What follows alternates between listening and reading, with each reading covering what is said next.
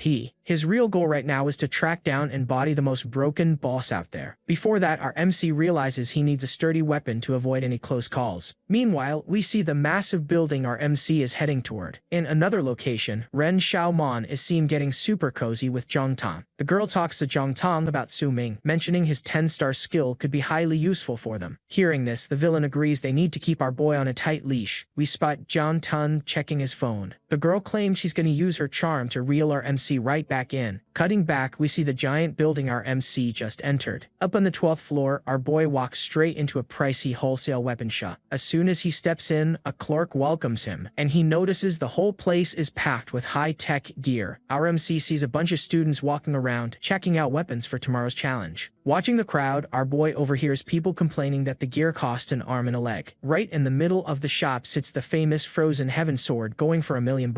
Smirking, our MC remembers that in his past life, this weapon was a complete fake. Out of nowhere, a pretty woman walks up and asks if he is the famous student Su Ming. Handing over her business card, she introduces herself as Zhang Lan, head of a massive financial group. Feels suspicious. Our boy says he doesn't know her, but takes the card anyway. However, she lets him know her group will cover every single cost he racks up in the shop today. In exchange for all this funding, the woman states she needs a favor from him. Highly curious, our MC asks what kind of help someone so influential could possibly want from a mere student. Then, she shows a photo of a girl to our boy. She explains that the girl in the picture is her younger sister. Zhang Lan asks our boy to protect her sister inside the beginner dungeon. Staring right at the businesswoman, our boy doesn't like this offer one bit. Without a second thought, Su Ming turns down the request, leaving the woman in disbelief. Raising his finger, our MC asks if she really thought money could buy his loyalty. He points straight at the fake $1 million sword, warning that if she wants a favor, she's gotta pay the price. That $1 million weapon he already knew was a fraud serves perfectly to test the woman's resolve. Startled by the kid's audacity, Jiang Lan asks if he genuinely thinks he's worthy of an SS rank item. Turning his back, Su Ming throws it right in her face that she was the one who said he could pick anything, giving her a tip. Our boy suggests focusing on her sister's training since money can't fix every dungeon problem. Letting out an ironic laugh, Jiang Lan finds the kid super interesting and decides to back off for now. While onlookers whisper that the kid is crazy for crossing such a powerful agent, his phone starts beeping. Grabbing his phone, our boy notices a new notification, curious to see who's hitting him up. Opening the texts, he sees the name belongs to Ren Xiaoman. Reading the message, our MC sees the girl wants to meet him on the school roof tonight. Glaring with anger, Su Ming remembers how in his past life he was a fool who chased right after her. Our MC confirms he'll show up to the meetup. Right after rejecting the proposal, our boy steps up to the counter to talk to one of the clerks, asking if those raw stones can actually drop high-quality weapons. The girl warns the drop rate for something good is tiny, but the hero says that's exactly what he's after. Still, the clerk gets a bit flustered by the MC's confidence. Reflecting on it, he figures buying a silver rink weapon outright is too pricey, so testing his luck is way better. His secret is that he holds a special skill called Eye of Perception. It's a rare ability that lets him see all the real data and stats of any object or material. Picking a stone, the MC smiles, knowing he's only spending 50 coins and walking away with a huge profit. Suddenly, some punks show up, clowning our boy for grabbing a rock. They keep running their mouths, calling that stone pure garbage. Watching the rich kid, our boy remembers how this snob loved to bully him back in the day. Out of nowhere, our MC challenges the spoiled brat, claiming he's gonna pull a rare drop from the stone. Hearing this, the two brats are left completely speechless. Then they burst out laughing at the MC and accept the challenge. The snob even points out the odds of a rare drop are almost zero, but our boy already knows what's coming. And that's where it gets crazy. The system pops up, and our boy tells the brats not to run away. Activating his Eye of Perception, our guy focuses all his attention on the raw rock and spots a legendary sword. Using his strength, he shatters the stone into 1,000 pieces, unleashing an intense light. And the spoiled kids can't believe he actually pulled a rare blade. Gripping the sword, our boy finally feels the the weight of a real weapon. The crowd surrounding the MC is completely stunned by the scene. Checking the stats, the system confirms it's a black iron sword with a highly OP healing skill. Staring at the blade, our boy thinks this gear is absolutely perfect for the meetup. Yang Ding is visibly outraged by our MC's insane luck. On top of that, our MC scans the black iron sword again and spots a life drain ability. Sweating bullets, Yang Ding just stares at the tip of the blade. Flashing a tiny smile, our boy lets them know it's time to pay up the 5,000 coins they owe. As soon as the brat pays off his debt, he vows to get revenge, while the clerk watches our boy's feet in pure disbelief. Right after that, our boy decides to drop all his winning cash on a fancy scabbard. The system notifies him of acquiring a silver rank item, which cuts weapon wear and tear in half during combat. Holding his fully complete gear, our MC feels relieved to finally have his weapon. Out of nowhere, a system warning pops up about a hidden function to materialize the weapon, but our boy prefers to leave it off. Looking closely, the kid plans to use his hidden skill to spike that blade's power level. Meanwhile, city life goes on as usual with folks playing basketball. We see our MC reflecting that despite having no active skills from his mythic class, his primordial talent is what really changes the game. The system states the sublimation technique lets him upgrade the quality of any item or gear he finds along the way. Activating this power, a bizarre red energy wraps around the metal and he feels his strength surging. The weapon transforms into a bloodthirsty sword, which not only heals the MC, but also buffs all his stats after every kill. Satisfied, our MC knows that with these stat buffs, the dungeon is gonna be a breeze. Time passes and we see night has fallen. Standing on top of the building, our boy gets ready with his sword. Moving forward, Ren Xiaoman is already waiting for our MC on the roof, gazing out at the city. The second she notices our boy's arrival, the traitor cracks a smile, but the vibe shifts fast when she glances back and feels a chill down her spine. Suddenly, a blade tears through the air. Ren Xiaoman lets out a scream that echoes across the whole building. Shaking with fear, she asks what has gotten into our MC. Giving her a cold stare, our boy tells her he came here to get his revenge. He still perfectly remembers the traumatic moment from his past life. Completely lost, the girl starts yelling that she accepted his confession. Flashing her phone, she shows the text where our boy used to beg for a chance to be by her side. Our boy just flashes a smile. He quickly remembers she was always the prettiest girl in school while he was just some orphan. Our MC used to rest in the classroom right after awakening. And, out of nowhere, Ren Xiaoman would walk up all sweet, asking if he was feeling sick. Recalling those moments, he received all the affection he ever dreamed of. The text message also pops up showing the love confession he sent her, fully believing he'd have a happy future right next to her. Remembering all that closeness was just her using him, he gets undeniably furious. Right after, the memory of her and Jantan's betrayal hits him. Filled with rage, he screams at the top of his lungs, claiming that whole good phase of his life was built on a lie. Our MC throws it in her face that he already uncovered all her dirty schemes. Left with zero options, the girl has no clue what to do. But our boy keeps going, telling her she knows damn well he's completely right, because that mask of the perfect, generous girl she wears isn't fooling anyone anymore. Gritting her teeth in anger, she realizes her manipulation just went straight down the drain. Trying to strike a nerve, she screams that he's just a trashy orphan.